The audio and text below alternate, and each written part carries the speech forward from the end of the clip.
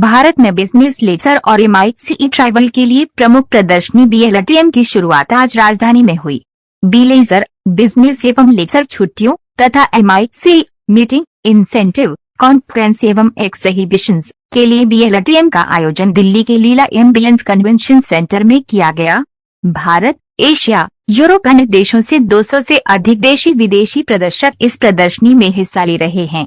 ये आयोजन कॉर्पोरेट एवं बिजनेस ट्रैवल तथा MICE के लिए प्रमुख प्लेटफॉर्म की भूमिका निभाता है। उद्घाटन समारोह के दौरान मौजूद गणमान्य दिग्गजों में शामिल थे श्री एवजेनी कुजलोव, पहले deputy head of officer of the mayor, Moscow सरकार, chairman of Moscow city tourism committee, Shri Sergei Ivanov, chairman of state committee on tourism of Tatarstan, Shri Sergei Azarenkov, CEO, Saint Petersburg convention bureau, Ricky Bonlim, area director, India, South Asia और Africa, Singapore tourism board, Shri Krishantha Fernando, general manager, Sri Lanka convention bureau और Shri Sanjeev Agarwal, chairman एवं CEO, Fairface media limited. नमस्ते, मेरा नाम संजीव अग्रवाल है। मैं फेयरफेस्ट media limited, जो कि भारतवर्ष की सबसे पुरानी और सबसे बड़ी ट्रैवल ट्रेड एग्जीबिशन करने वाली कंपनी है, उसका संस्थापक और CEO हूँ। ये पिछले 30 सालों से हम सारे भारतवर्ष में इस तरह की पर्यटन की प्रदर्शनियाँ किया करते हैं और दिल्ली में ये जो प्रदर्शनी है 2 दिन की, इसका नाम है BLTM। इसका फोकस ये है कि जो बिज़नेस और लेजर, ये दोनों ट्रैवल को ब्लेंड करके आजकल एक नया ट्रेंड है कि अगर आप बिज़नेस के लिए कहीं पर घूमने जा रहे हैं या कोई आप मीटिंग्स या इंसेंटिव ट्रैवल या कोई कन्वेंशन या कोई इवेंट जैसे शादियाँ वगैरह के इवेंट होते हैं, डेस्टिनेशन वेडिंग होती है, इन सब के बारे में, जहाँ की जो ट्रैवल है या तो बिज़नेस से रिलेटेड है या ग्रुप ट्रैवल है, उसके ऊपर फोकस करके ये एक प्रदर्शनी है। और इसमें फॉरेन के विश्व के अलग अलग भागों से पार्टिसिपेंट्स आए हैं, रशिया से, मॉस्को और सेंट पीटर्सबर्ग और टाटरस्तान प्रदेश के। बहुत अच्छा इन्होंने पार्टिसिपेशन लाया है और इसमें इनके बहुत से प्राइवेट सेक्टर के पार्टिसिपेंट उनके पवेलियन में बैठे हैं। इसके अलावा सिंगापुर के और श्रीलंका के और भारत के विभिन्न राज्य जैसे हिमाचल प्रदेश और गुजरात और तेलंगाना। कुल कितने देश इसमें बड़े तौर पे बड़े पेविलियन 4 या 5 है और करीब 12 देशों के छोटे मोटे पार्टिसिपेंट्स यहाँ पर प्रदर्शनी में इन्होंने लगाया है। और ये आपको ये प्रेस रिलीज़ की एक किट दी गई है, उसमें भी और जानकारी है।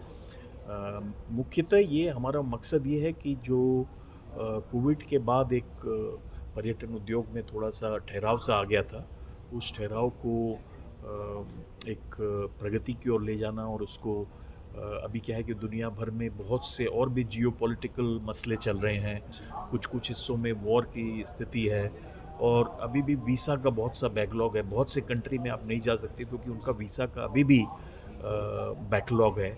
तो इस तरह से बहुत से चेंजेस हैं पर्यटन उद्योग में और उसके हिसाब से नए नए मार्केट उभर के आ रहे हैं। और इसमें जैसे श्रीलंका 1-2 साल पहले उन बड़ी तकलीफ़ में थे, लेकिन पर वो वापस आ गए और वो भारत को भारतीय टूरिस्ट जो वहाँ जाता है वो उनकी जो नॉर्मलसी में एक बहुत बड़ा हिस्सा अदा कर रहे हैं। तो उन्होंने बहुत बड़ा पेविलियन लगाया है। और रशिया, जो पहले हमारा इतना ध्यान नहीं था, न रशिया का इंडिया पे न इंडिया का रशिया पे टूरिज़्म के मामले में स्ट्रेटेजिक और बहुत से और दूसरे मामलों में हमारे बहुत अच्छे संबंध रहे हैं। किंतु अब ये जो विश्व की एक नई परिस्थिति उभर के आ रही है, उसमें रशिया के लिए भारत बहुत इम्पोर्टेंट हो गया है और इंडिया के लिए भी रशिया बहुत इम्पोर्टेंट है, क्योंकि बहुत से रशियन अब इंडिया आना पसंद करेंगे, क्योंकि वो जो ट्रेडिशनल मार्केट है यूरोप में या अमेरिका में, वहाँ जाना उतना शायद ना पसंद करें। तो उस तरह से ये बहुत एक इम्पॉर्टेंट फोरम है, जहाँ की न सिर्फ यहाँ शो फ्लोर पे आप जो देख रहे हैं, बट इसके अलावा भी बहुत सी एक्टिविटी है। इसी हॉल में बायर सेलर मीट होंगी और ये जो हाई लेवल डेलीगेशन आया है, ये हमारी मिनिस्ट्री ऑफ टूरिज़्म में लोगों से मिल रहा है और हम आशा करते हैं कि इसका बहुत अच्छा प्रभाव पर्यटन उद्योग पे पड़ेगा। सर अभी हाल ही में G20 हुआ और बहुत विदेशी के कम से कम 40 देशों के प्रतिनिधि यहाँ पर आए और उसमें हर तरह का सिक्योरिटी को लेके, टूरिज्म को लेके हर तरह की बातें हुई। तो क्या देखते हैं सिक्योरिटी से लेके और टूरिज्म तक कितना सिक्योर हो गया है, अब आने वाले टाइम पर होगा, और G20 में कितना लाभ हम देश को मिल पाएगा टूरिज्म के सेक्टर के तरफ से? देखिए, जो G20 में जो देश थे वो ट्रेडिशनल जो हमारा मार्केट है, आपके वेस्टर्न कंट्रीज़ में अमेरिका हो गया, कनाडा हो गया, यूरोप हो गया, उसके भागीदार थे, वो देश थे उसमें। और मेरा ऐसा पर्सनली मानना है कि वो देशों में अभी भी कुछ ठहराव सा है कि भाई बहुत ज़्यादा टूरिस्ट नहीं आ रहे हैं हिंदुस्तान में, वो जो ट्रेडिशनल हमारे मार्केट थे। इसलिए हमारा जो इनबाउंड है, जो फॉरेनर आता था, वो अभी भी अफेक्टेड है काफ़ी। और डोमेस्टिक बड़ा अच्छा चल रहा है क्योंकि हमें भी बाहर जाने में परेशानी है, बहुत से वीज़ा नहीं मिल रहे हैं बहुत से कंट्री का। तो कुल मिला के हमारे जो पर्यटन उद्योग है वो डोमेस्टिक पे ज़्यादा निर्भर कर रहा है अभी, और इंटरनेशनल कम गया है। लेकिन आने वाले टाइम में क्योंकि हमें फॉरेन एक्सचेंज भी चाहिए, तो हमें विदेशी टूरिस्ट भी अट्रैक्ट करने पड़ेंगे। और उसके लिए मेरा ऐसा मानना है कि ये जो नए जो देश जो ट्रेडिशनल मार्केट नहीं है हमारे, जैसे रशिया बहुत स्ट्रांग है इंडिया के लिए, बट और बहुत संभावना है। लेकिन क्लाइमेट जिस तरीके से इफेक्ट कर रहा है, अब अपना घरेलू टूरिज्म को भी देखें तो उसमें बड़ा इफेक्ट पड़ रहा है। हिमाचल देख लो, टूरिज्म देख लो, साउथ की तरफ भी इस टाइम लगातार जिस तरीके से क्लाइमेट का जो असर हो रहा है, उससे भी काफ़ी लोग आना की कोशिश करते हैं, और तरह तरह की जो कोविड के बाद भी कुछ इन्फेक्शन। हाँ, ये जो एक ख़राब न्यूज़ का माहौल है कि भाई कोविड और क्लाइमेट या अभी वॉर का जो लड़ाइयाँ और इसका, तो इसमें पर एक चीज़ समझना है कि देखिए, हमारे जो हिल स्टेशन है फॉर एग्जांपल, इनकी ये पूरी डिपेंडेंट है टूरिज़्म पे, इनकी इकोनॉमी पूरी टूरिज़्म पे डिपेंडेंट है। तो हमने इस फोरम के माध्यम से कोविड के टाइम भी काफ़ी हमने ये कैंपेन किया कि भाई ये खुलना चाहिए। हमने यहाँ तक कि वहाँ के हाई कोर्ट्स में, उत्तराखंड में और हिमाचल प्रदेश में इंटरवेंशन करके ये कहा कि भाई लाइवलीहुड इज़ लाइफ, अगर हमें काम ही नहीं है कुछ तो हम तो वैसे ही मर जाएंगे। तो सारी चाहे कोविड ले लो या लड़ाई झगड़े आपस के, या आप क्लाइमेट चेंज ले लो, सबसे ज़्यादा तो इम्पोर्टेंट लाइवलीहुड है। और वो लाइवलीहुड के एंगल से ये टूरिज़्म का चक्का चलता रहना चाहिए, क्योंकि इसमें करीब 20% लोग डायरेक्टली इन्वॉल्व हैं। ये जैसे अग्रवाल जी, आप कितना सक्सेसफुल मान रहे हैं इस BLTM प्रोग्राम को? ये देखिए, पूरा हाउसफुल है, हमारे पास जगह नहीं थी, पूरी और भी रिक्वेस्ट थी, कुछ वेटिंग लिस्ट सी रह गई है, तो ये हाउसफुल शो है और उस हिसाब से ये काफ़ी सक्सेसफुल है। और अगले 2 दिनों में हम काफ़ी फुटफॉल एक्सपेक्ट कर रहे हैं। यहाँ 250 से ज़्यादा होस्टेड बायर इसी होटल में ठहरे हुए हैं, वो जाके मिलेंगे सबसे। तो कुल मिला के ये काफ़ी सक्सेसफुल है। अभी के मुकाबले और पहले के मुकाबले आपको लगता है कि आने वाले समय में ज़्यादा बढ़ोतरी करेगा? ये पर्यटन उद्योग अब ये बूम कर रहा है, तो ये अच्छी बात ये है कि जो हमारे पुराने जो कोविड का टाइम था, उस टाइम के बाद में एक आहिस्ता ये सिर्फ नॉर्मलसी पे ही नहीं, एक बूम की तरफ जा रहा है। लेकिन उस बूम में बहुत से चेंजेस हैं कि जैसा मैंने बताया कि डोमेस्टिक एकदम ऊंचाई पे है, क्योंकि अभी भी जिसको खर्च करना है, बाहर घूमना है, उसको बाहर जाने की ज़रा तकलीफ़ है। और इनबाउंड अभी भी थोड़ा सा इफेक्टेड है, उसको वापस नॉर्मल में लाने का एक प्रयास चल रहा है।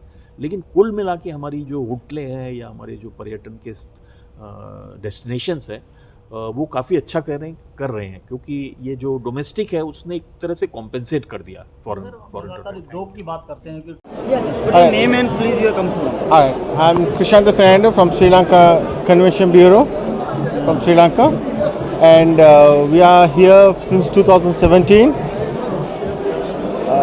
Since COVID we missed 2 years, but now we are back here with a 25-member delegation.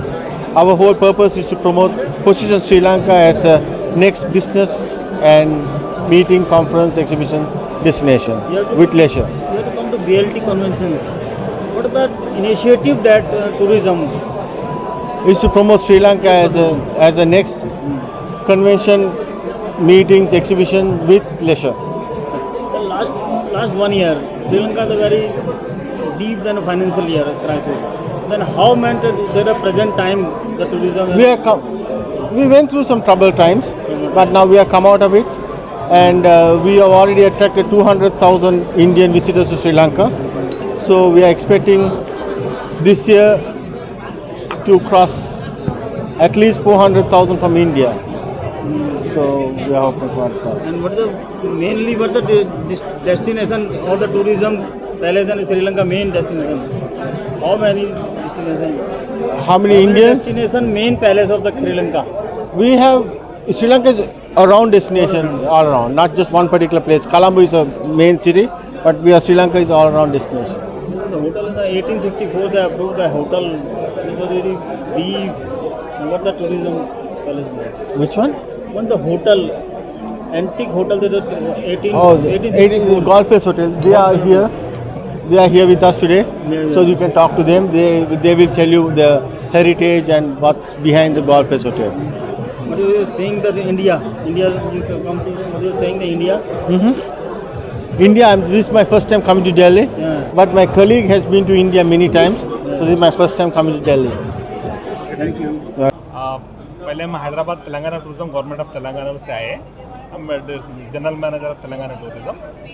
BLT का जो कंसेप्ट लगा है लगातार कितने साल से लगातार आ रहा है, तो टूरिज्म को किस तरीके से डोमेस्टिक टूरिज्म को किस तरह से देखते हैं? B2B यहाँ पर बिजनेस बढ़ाने के लिए आपने क्या क्या इनिशिएटिव? अभी B2B बनाने के लिए हम लोग ना जो ट्रैवल एजेंट्स है इधर का थ्रू आउट इंडिया, जिधर से भी ट्रैवल एजेंट्स सर्विस चाहते हैं ना, हम डायरेक्ट उसको एजेंट्स भी देते हैं। हमारे पास एजेंट्स रहता है रजिस्ट्रेशन फॉर्म करके, उन लोगों के लिए हमारा ऊपर ट्रांसपोर्टेशन रहता, बोटिंग रहता और होटल्स रहेगा, अकोमोडेशन पूरा कस्टमाइज्ड टूर्स पैकेजेस भी करेंगे हम हैदराबाद से। उन लोगों के लिए अगर वो एजेंसी लिए ना, उन लोगों के लिए ट्रांसपोर्टर्स के ऊपर 10% कमीशन मिलेगा और अकोमोडेशन के ऊपर 15% कमीशन मिलेगा। जो भी हमारा एप्लीकेशन लेके जो बिजनेस करता है उनके लिए डिस्काउंट भी पॉसिबल रहता है। हम गवर्नमेंट ऑफ तेलंगाना तरफ से भी जितना भी तेलंगाना में जितना मॉन्यूमेंट्स है जो भी हम भी सर्विस देने के लिए कभी भी तेलंगाना टेम्पल के लिए बड़ा मशहूर है। हाँ, टेम्पल्स है और इस तरीके से टेम्पल पे सुरक्षा एंड सिक्योरिटी का कोई दिक्कत नहीं है। Government of Telangana take care of everything. और मेन क्या है ना, Ramapur temple is UNESCO recognized. Recently we got Chandrapur का भी एक वर्ल्ड का टूरिज्म का अवार्ड है वर्ल्ड टूरिज्म डे के लिए, एंड पेम्बरती भी उधर का भी एक अवार्ड मिल चुका है। सो इससे पहले बहुत सालों से हमारा यूनेस्को का कोई नहीं था, मगर जैसा भी तेलंगाना स्टेट डिवाइड हो गया ना, जब से तेलंगाना बहुत डेवलपमेंट हुआ। जैसे कंबाइंड स्टडीज था जब उतना उसका रिकॉग्निशन नहीं था। अभी तो तेलंगाना होने के बाद में अभी बहुत सारे फैसिलिटीज भी हो गए, हैदराबाद भी बहुत डेवलप हो गए, रोड्स बड़ा हो गए, सब बहुत सारे फैसिलिटीज भी अभी हैदराबाद में चल रहे हैं। तो आईटी सेक्टर के लिए बड़ा मशहूर है वहाँ पर। यस और वहाँ पर मेडिकल टूरिज्म भी बहुत जाता है। मेडिकल टूरिज्म भी बहुत, मेडिकल टूरिज्म के आप ले तो इंडिया में जो पहला कोविड वैक्सीन भी हैदराबाद से ज़्यादा सप्लाई हुआ फ्रॉम हैदराबाद, भारत बायोटेक से। तो वर्ल्ड में अपन सप्लाई किए, उसमें भी मेडिकल टूरिज्म में भी तेलंगाना टूरिज्म नंबर 1 है। शॉर्ट में बोलना गया तो Hyderabad is a very friendly place है और क्लाइमेट के भी बहुत अच्छा है।